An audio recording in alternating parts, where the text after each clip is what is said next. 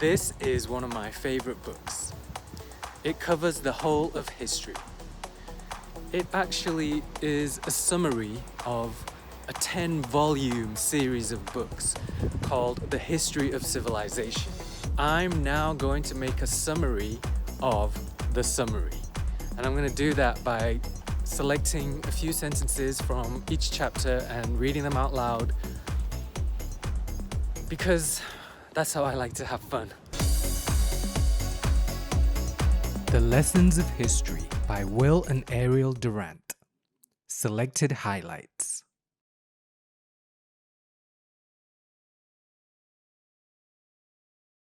Chapter 1. Hesitations.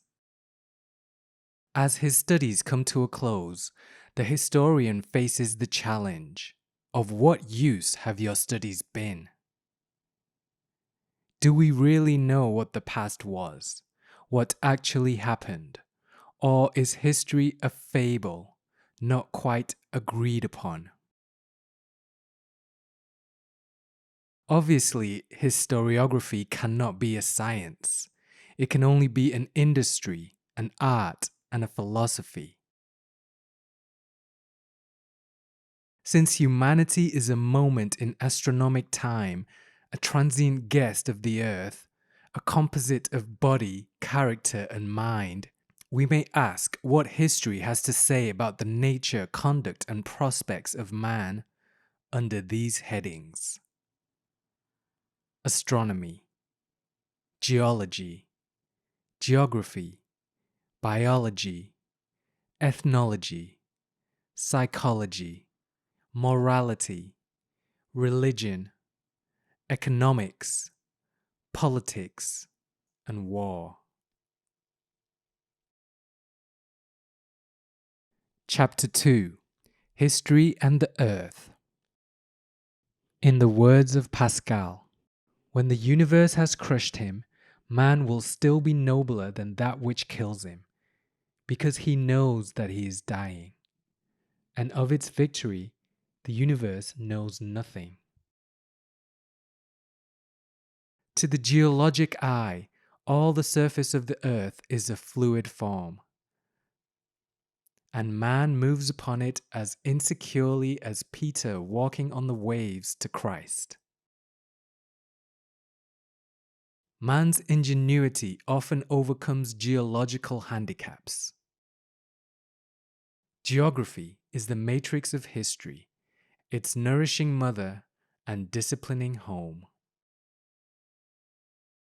Man, not the earth, makes civilization. Chapter 3. Biology and History. History is a fragment of biology. The life of man is a portion of the vicissitudes of organisms on land and sea. Therefore, the laws of biology are the fundamental lessons of history. The first biological lesson of history is that life is competition, peaceful when food abounds, violent when the mouths outrun the food. The second biological lesson of history is that life is selection. In the competition for food or mates or power, some organisms succeed and some fail. Economic development specializes functions, differentiates abilities, and makes men unequally valuable to their group.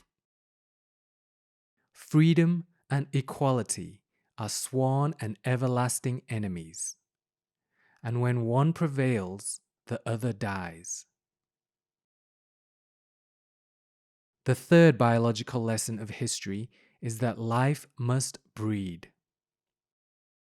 If the human brood is too numerous for the food supply, nature has three agents for restoring the balance: famine, pestilence, and war. Ideally, parentage should be a privilege of health, not a byproduct of sexual agitation. Much of what we call intelligence is the result of individual education, opportunity, and experience, and there is no evidence that such intellectual acquirements are transmitted in the genes. The birth rate, like war, may determine the fate of theologies.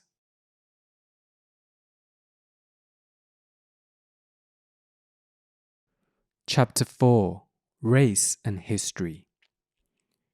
The rise, success, decline, and fall of a civilization depend upon the inherent quality of the race. Alfred Rosenberg made German blood and soil the inspiring myth of the 20th century, and Adolf Hitler, on this basis, roused the Germans to slaughter a people and to undertake the conquest of Europe.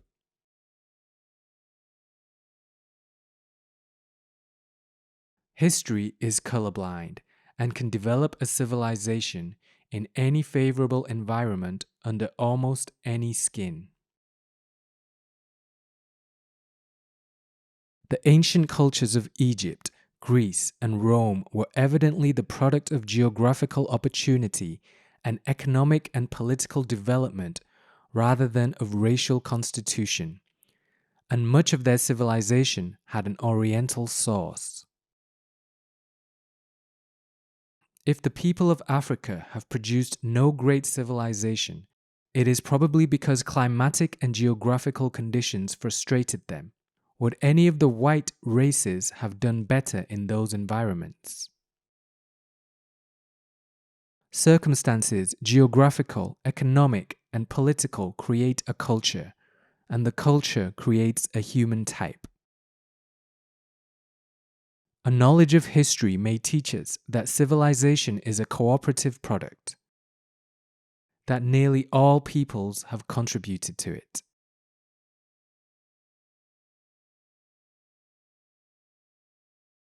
Chapter 5: Character and History. In this analysis, human beings are normally equipped by nature, here meaning heredity, with 6 positive and 6 negative instincts, whose function it is to preserve the individual, the family, the group, or the species. Means and instrumentalities change.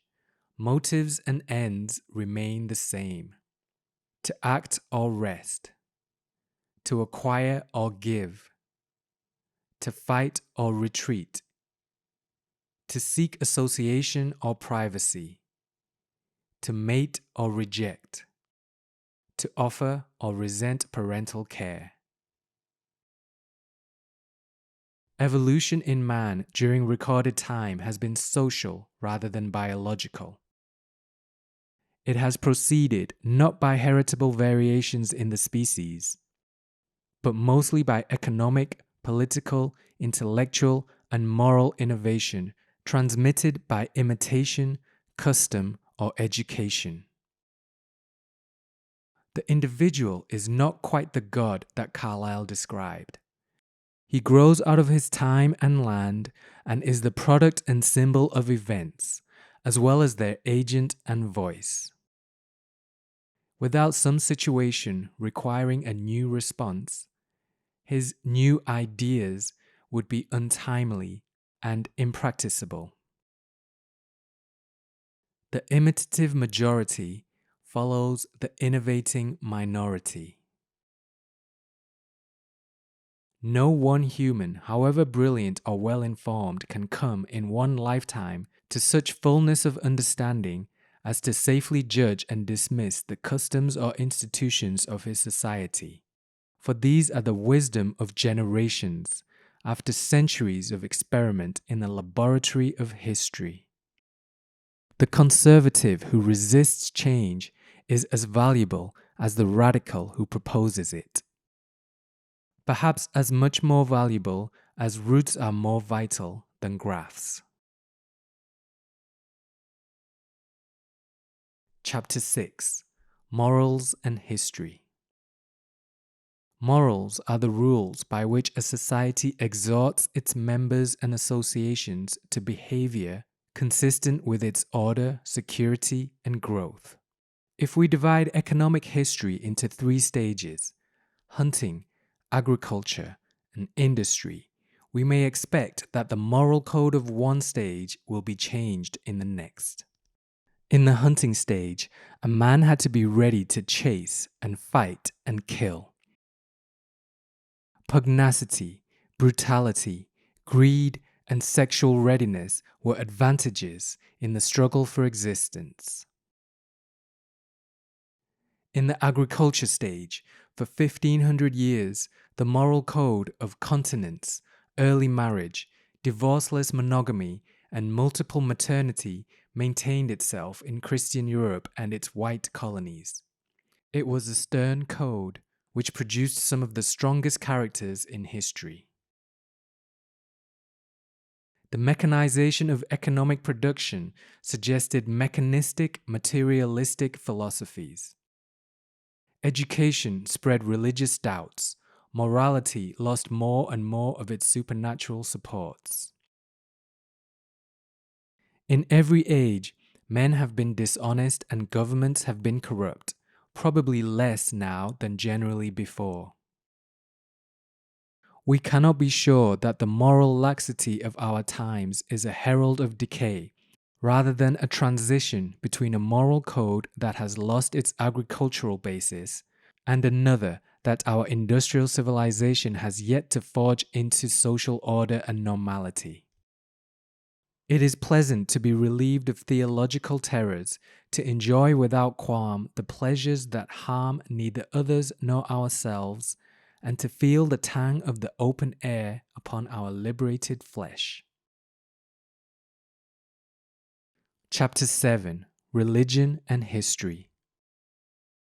Even the skeptical historian develops a humble respect for religion, since he sees it functioning and seemingly indispensable in every land and age.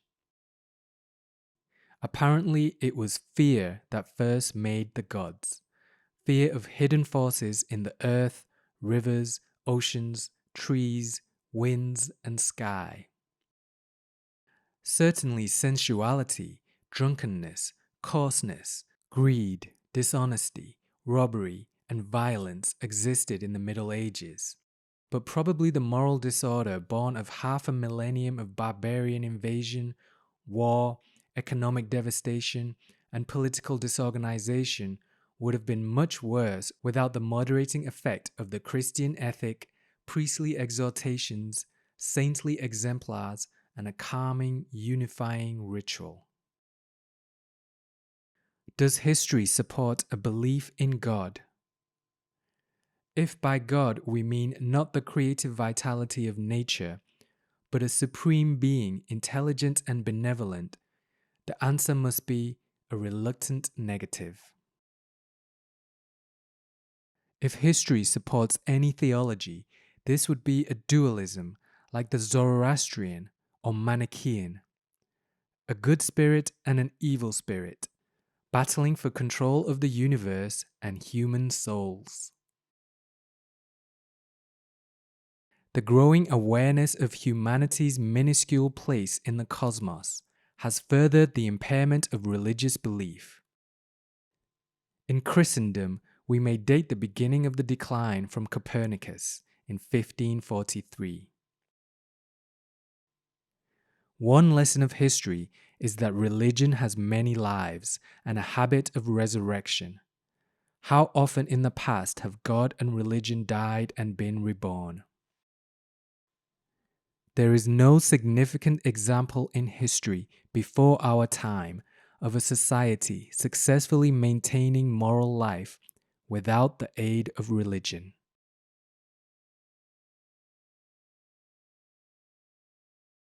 Chapter 8: Economics and History. The French Revolution came not because Voltaire wrote brilliant satires and Rousseau sentimental romances, but because the middle classes had risen to economic leadership, needed legislative freedom for their enterprise and trade, and itched for social acceptance and political power. History reports that the bankers, watching the trends in agriculture, industry, and trade, inviting and directing the flow of capital, putting our money doubly and trebly to work, controlling loans and interest and enterprise, running great risks to make great gains, rise to the top of the economic pyramid. And having studied fluctuations of prices, they know that history is inflationary and that money is the last thing a wise man will hoard. The concentration of wealth is a natural result of the concentration of ability and regularly recurs in history. The rate of concentration varies, other factors being equal, with the economic freedom permitted by morals and the laws. The unstable equilibrium generates a critical situation, which history has diversely met by legislation redistributing wealth or by revolution distributing poverty. We conclude that the concentration of wealth is natural and inevitable, and is periodically alleviated by violent or peaceable partial redistribution. In this view, all economic history is the slow heartbeat of the social organism, a vast systole and diastole of concentrating wealth and compulsive recirculation. Chapter 9: Socialism and History. The struggle of socialism against capitalism is part of the historic rhythm in the concentration and dispersion of wealth. The capitalist has put the liberal gospel of liberty to his use by arguing that businessmen left relatively free from transportation tolls and legislative regulation can give the public a greater abundance of food, homes, comfort, and leisure than has ever come from industries managed by politicians, manned by governmental employees, and supposedly immune to the laws of supply and demand. History resounds with protests and revolts against the abuses of industrial mastery, price manipulation, business chicanery, and irresponsible wealth. These abuses must be hoary with age, for there have been socialistic experiments in a dozen countries and centuries. The longest lasting regime of socialism yet known to history was set up by the Incas in what we now call Peru at some time in the 13th century. This system endured till the conquest of Peru by Pizarro in 1533. The fear of capitalism has compelled socialism to widen freedom, and the fear of socialism has compelled capitalism to increase equality. East is west and west is east, and soon the twain will meet.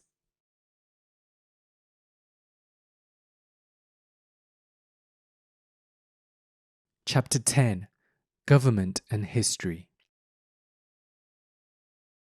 The prime task of government is to establish order. Organized central force is the sole alternative to incalculable and disruptive force in private hands. If we were to judge forms of government from their prevalence and duration in history, we should have to give the palm to monarchy. Democracies, by contrast, have been hectic interludes. Aristocracy is not only a nursery of statesmanship, it is also a repository and vehicle of culture, manners, standards, and tastes, and serves thereby as a stabilizing barrier to social fads, artistic crazes, or neurotically rapid changes in the moral code. See what has happened to morals, manners, style, and art since the French Revolution. The services of aristocracy did not save it when it monopolized privilege and power too narrowly, when it oppressed the people with selfish or myopic exploitation, when it retarded the growth of the nation by a blind addiction to ancestral ways, when it consumed the men and resources of the state in the lordly sport of dynastic and territorial wars. The guillotine cut off 1,000 noble heads, and democracy took its turn in the misgovernment of mankind. There may be a redivision of the land, but the natural inequality of men soon recreates an inequality of possessions and privileges, and raises to power a new minority with essentially the same instincts as in the old. The only real revolution is in the enlightenment of the mind and the improvement of character. The only real emancipation is individual, and the only real revolutionists are philosophers and saints. Plato's reduction of political evolution to a sequence of monarchy, aristocracy, democracy, and dictatorship found another illustration in the history of Rome. Every advance in the complexity of the economy puts an added premium upon superior ability and intensifies the concentration of wealth, responsibility, and political power. The rights of man are not rights to office and power, but the rights of entry into every avenue that may nourish and test a man's fitness for office and power. If our economy of freedom fails to distribute wealth as ably as it has created it, the road to dictatorship will be open to any man who can persuasively promise security to all, and a martial government, under whatever charming phrases, will engulf the democratic world.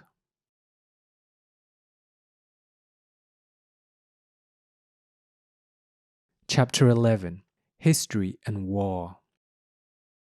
The causes of war are the same as the causes of competition among individuals: acquisitiveness, pugnacity, and pride. The desire for food, land, materials, fuels, mastery. In the 17th and 18th centuries, war was a contest of aristocracies rather than of peoples.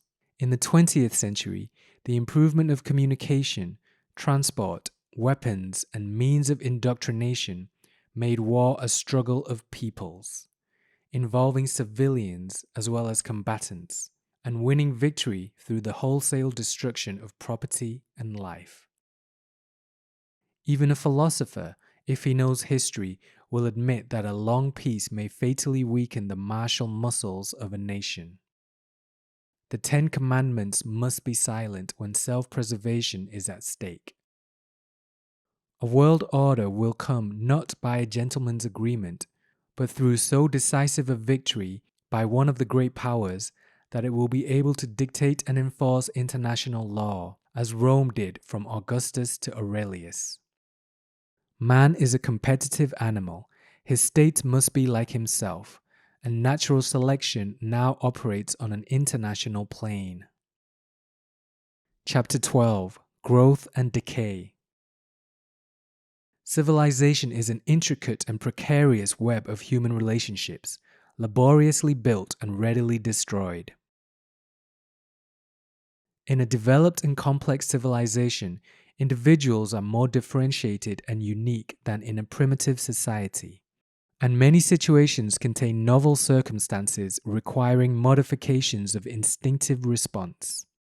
Custom recedes, reasoning spreads.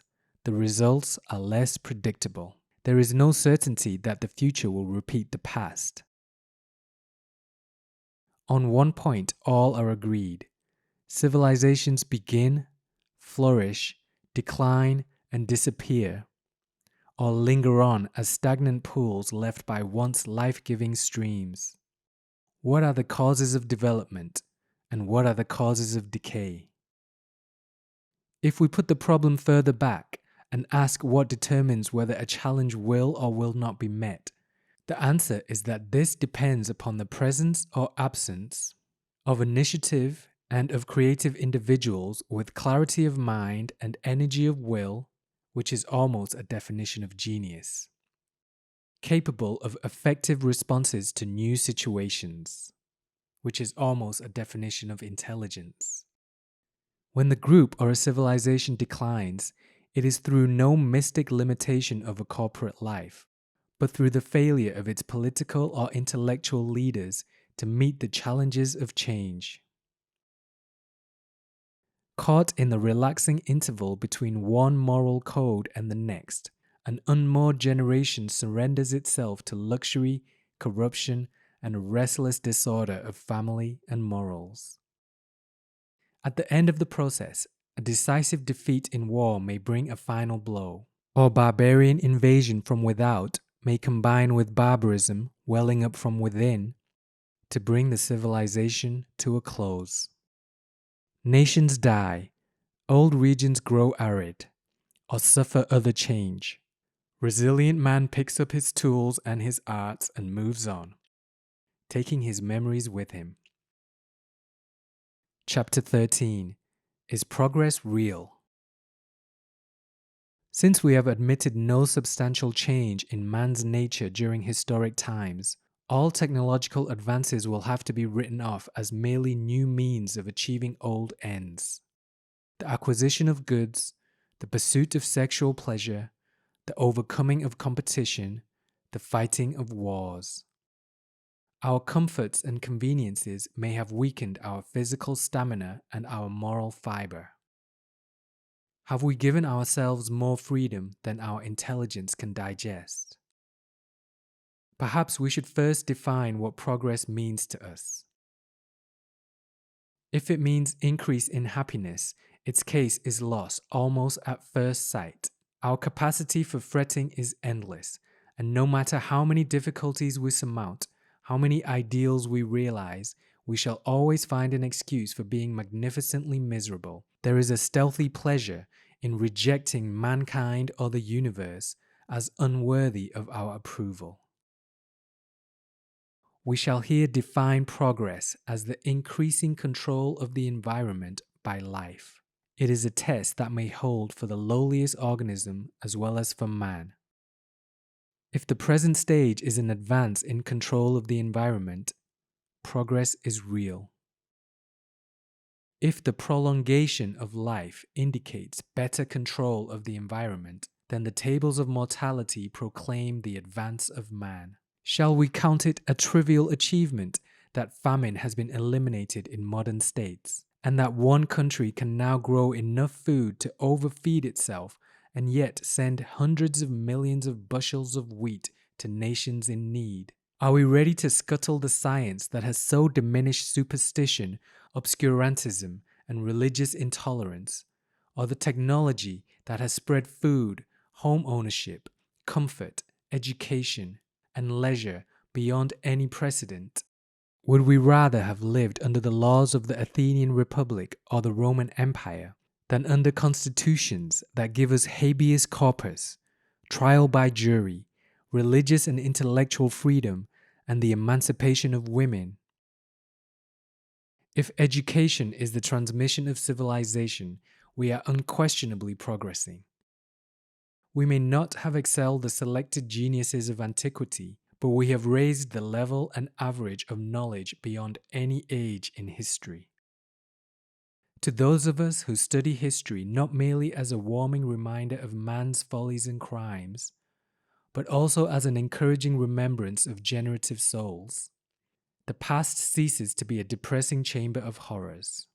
It becomes a celestial city, a spacious country of the mind, wherein 1,000 saints, statesmen, inventors, scientists, poets, artists, musicians, lovers, and philosophers still live and speak, teach and carve and sing.